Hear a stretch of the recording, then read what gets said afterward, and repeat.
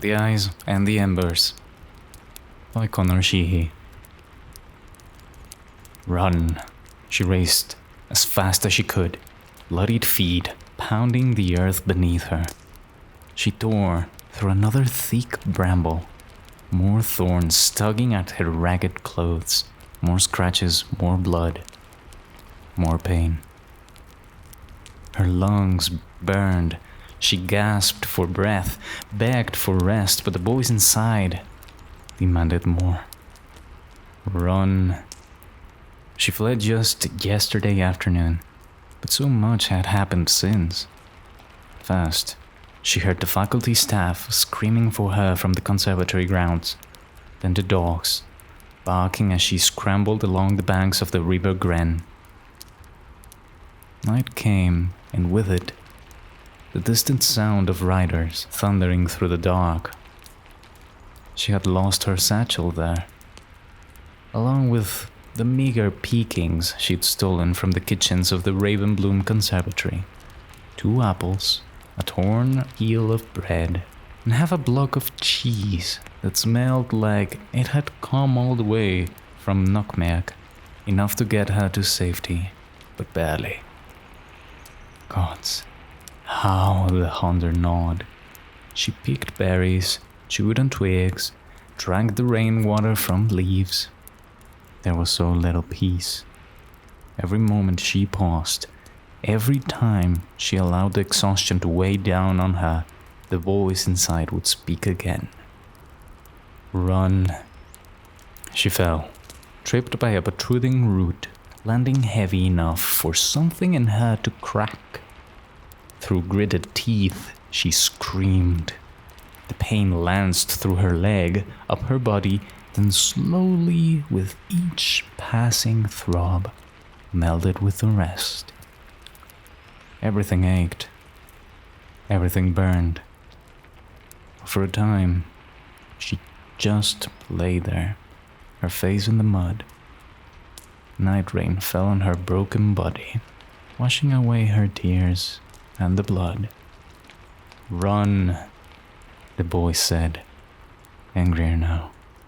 Finally, she responded. I can't, she cried, her voice ragged as the rest of her. I can't. The voice quietened. Time passed. Exhaustion and pain braided together and sent her to sleep. In her dreams, she saw flashes of what had come before. Headmistress Stelsey standing in her dormitory room, the arbiter of thorns beside her. You have been chosen, Telsey said. The war in Ionia requires new champions. Old weapons. The arbiter's rough hands on her temples. Flashes of fire in her vision. The fever. The heat. The voice. The voice. Wake! She woke with a start and lurched to the side, searching for danger.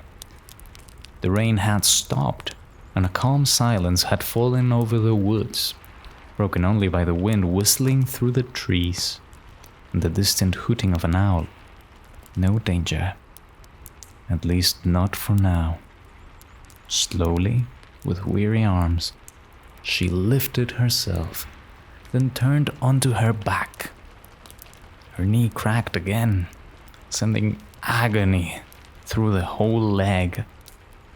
She held the scream at bay until the pain faded to its old, dull throb.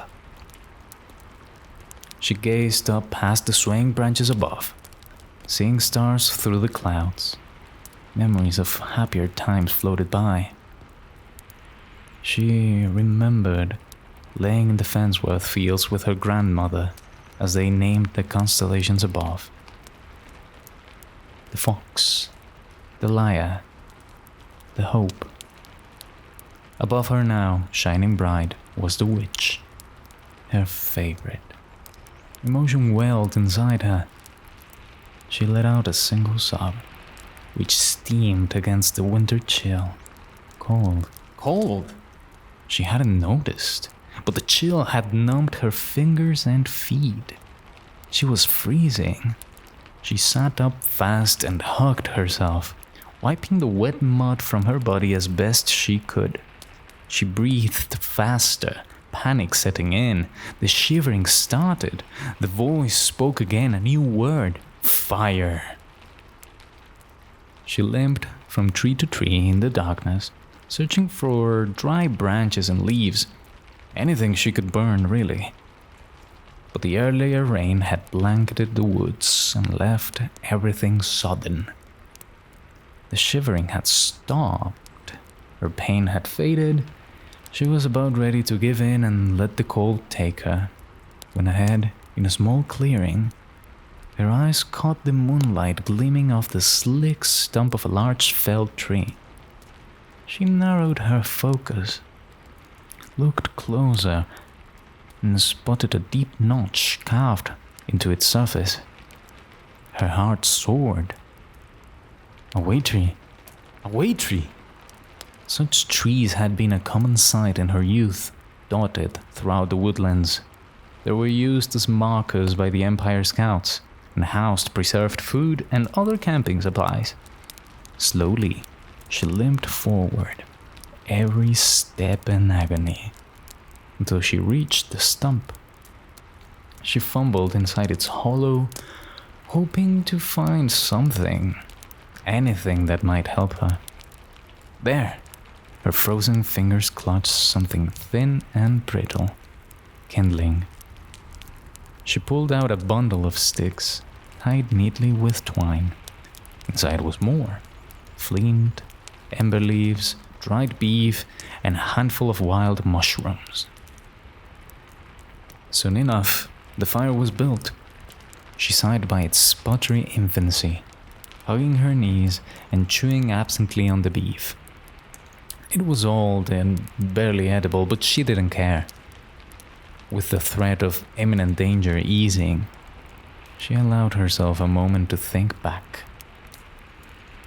Headmistress Stelzy must be furious, she thought. She stared into the blossoming flames. The old lady was a stern and brittle thing, with a lined and haggard face that would fall into a scowl more easily than a smile. She would have locked the conservatory down by now, and sent both scouting contingents out to search for her. Oh, Finn, she sighed. He was the conservatory's first scout. A gentleman with kind eyes who found people like her, gifted people, and offered them a home. He had arrived at her grandmother's cottage just a few weeks after her passing, when the other villagers had all but exiled her. While the Empire at large saw the value of mages, some of the more remote settlements, like Fansworth, still clung to old mistrusts. Witch, they called her. Witch. She remembered all those hateful eyes. She remembered begging for help, all the doors closed before her. The loneliness.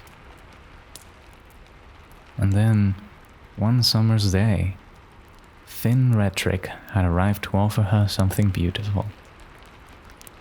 Hope. She kicked the fire with her good leg. The wood cracked and the flames danced out again, warming her face. She gazed into the flickering light once more, deep in thought. Surely, Finn couldn't have known what Telsey would do.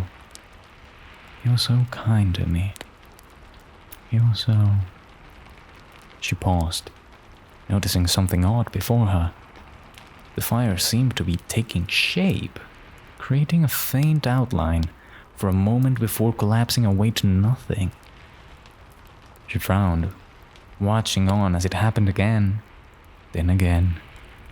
The same shape, the same collapse. She glanced up, higher in the fire, and noticed two dark holes in the burgeoning blaze. They remained still and black as the night, no matter how bright the flames around them burned. She looked closer. No. Not holes, she realized. They were eyes. Amolin. She froze at the mention of her own name. The flames licked up, but the eyes held firm, fixed on her. She stared back, her skin crawling. What is this? Amolin asked, her voice wavering. But she knew. She remembered what Headmistress Telsey had called it. The gift. Something that would make Amolin stronger. Something that would make her more than just a mage. You're a queen, Telsey had told her, and it is your crown. Amolin. The voice grew with the flames. It rattled inside her, shaking her bones. Witness. The fire began shifting, creating shapes and patterns that put her in mind of events she'd never even seen before. There. Stone cathedral, tall and magnificent. At its entrance, an armored titan made war, scattering the desperate mortal fighters before him with a heavy and cruel maze. By his side were two fearsome beasts, one made of shadow, the other of fire. Witness. Amolin felt herself drawn toward the second beast. She peered closer. It was huge, with too many broad burning arms and a pulsating frame. It screamed ahead, bellowing out a rage that twisted and withered its enemies in unholy fire. The flames flared before Amolin. A pale woman smiled. At her feet lay the metal titan destroyed. The two beasts that served him were beaten, forced back. Robbed figures surrounded them, chanting in a tongue unknown to her. How the two raged. Amolin saw them falter. She saw their strength sapped until their power was whittled down into two droplets as small as rain. Amolin followed the droplet of raging fire, trapped now inside a small warded vial. Days, months, years passed. It lay untouched, locked away, dwindling, desperate. The spirit ebbed. The light began to wane. Its roars fell to wails. Amolin felt something unexpected well inside her. It was pity. The flames flared again. She saw the Arbiter of Thorns, riding silently in a carriage. Ahead stood the great Ravenbloom Conservatory. The droplet of fire fell from its cage into a bare forehead. Then screaming, shackles, and fire. Fire! Stop! A voice cried out, and Amolin snapped from her trance. The two black eyes blazed with fury mere inches from her face. She felt something below. Heat! Amolin looked down to see she was standing in the fire pit, flames lapping at her ankles. Just as the pain began to set in, just as she opened her mouth to scream, a cloaked figure crashed into her side, knocking her clear. She slammed into the mud, coughing smoke and embers from the fire. The figure picked himself up, breathing hard. "Gods, woman," he gasped. "What were you doing?" Amolin turned away, smoke still burning her throat. She lay there, coughing and despondent, until the needles in her lungs calmed. Finally, she spoke. "I can't go back," she said, her voice feeble and hoarse. "You don't know what she did to me." She felt his hand on her shoulder. "Who?" "Headmistress Telsey," Amolin replied. She squeezed her eyes shut, expecting to feel steel restraints closing around her wrists once more. "Who?" he repeated. This time the confusion was ripe in his voice. Emmeline turned to find a slight man peering at her in the gloom, his eyes full of worry. He was a stranger to her, and evidently, she to him. "Who are you?" she asked. The man turned and sat on the fallen tree beside him. "I am Gregory," he started, calm as he could muster. "Just a simple traveler, bound for the frontier, nothing more." He studied her for a moment. "And you?" "Emmeline." "Are you hurt, Emmeline?"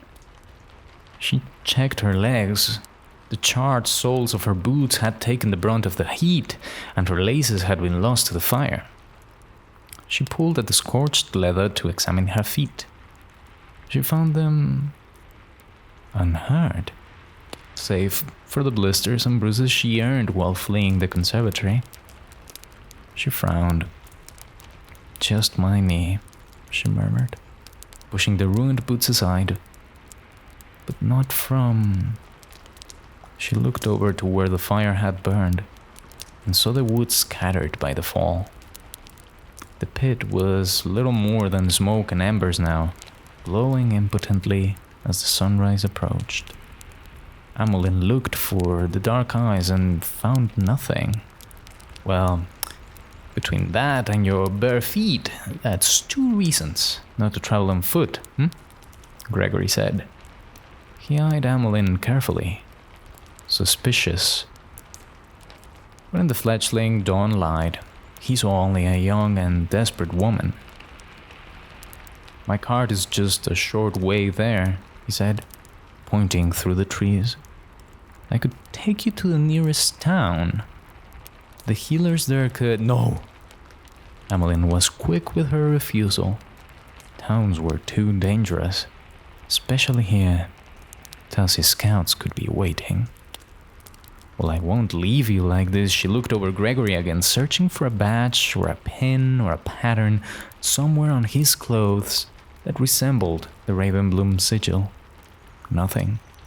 "You should," she said. Gregory nodded slowly. "Would you like to eat at least? I have a meat pie on my wagon, fresh from the baker's oven, 2 villages back." Emmeline fell silent for a moment, trying to fend off the grumbling in her stomach. She failed. "Yes," she admitted, "I would." By the time the pair had finished their meal, dawn had fully broken, and a frigid winter sun had broken through the crooked tree line. Alongside the pie, Gregory had shared a cold flagon of cow's milk and a handful of sweetened chestnuts. Afterward, he joined Emmeline on the stump of the way tree and sketched a misshapen map of Noxus into the mud before pointing out all the places he'd already visited on his travels. Emmeline watched on quietly. This man, Gregory the Grey, was a lively and spirited fellow. His tale about the drunken basilic crug whisperers even brought a shadow of a smile to her face, although it was faint and fleeting. His stories complete, silence fell on their small camp. Gregory leaned back and glanced over to the ruined fire pit. "Would you tell me what happened?" he asked, soft as a leaf. Emmeline pursed her lips. "Show me where you're going," she demanded, ignoring his question and towing the dirt map instead. Gregory nodded. He reached over with his chart stick and tapped the edge of the sketch. "There," he said. "Over the mountains and as north goes." "What's there?"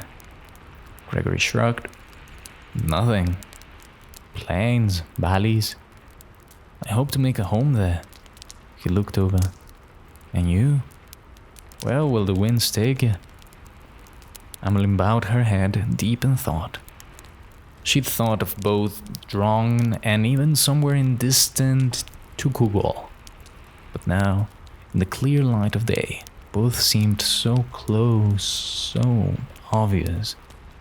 She couldn't trust her old neighbors in Fensworth, and heading south to the capital would only tempt fate. Emmeline thought back to a phrase she often heard the others whisper at the conservatory. The rose is everywhere. The rose is everyone. No. She would have to go somewhere new, somewhere unexplored. Would... She started staring into the mud. Would you take me with you? Gregory fell silent. Emmeline slowly turned to see him looking at her, his eyebrows raised. I could leave once we neared the border, she continued. It won't be any trouble. I can hunt and cook, I can... Gregory held up his hand, laughing softly. I will take you as far as you please, Emmeline, on one condition. Emmeline waited as he leaned over. It's a long way to the north. Will you tell me some stories of your own? You won't like my stories, Gregory the Grey, she sighed. Maybe not, but I would still like to hear them. By noon, Gregory had mounted his horse and resumed his journey, with Emmeline hiding between sacks of food and loose lumber and the cart behind. The cart's rocking, the blanket's warmth, and her own exhaustion soon had the soft pull of sleep tugging at her spirit once more. Darkness took her, and in her sleep, she finally dared to dream of a quiet and peaceful land far away from all who would hope to hurt her.